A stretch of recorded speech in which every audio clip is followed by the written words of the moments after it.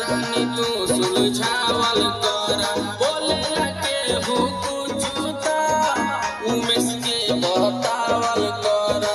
मिली जुली कौनो बात रानी तू सुलझावल करा बोले लगे हो कुछ पंकज के बतावल करा खालू न खाना करे माना ऐसे जैसे जहर बा खालू न खाना करे माना ऐसे जैसे जहर बा रुसे लुका है धनिया हो ई सब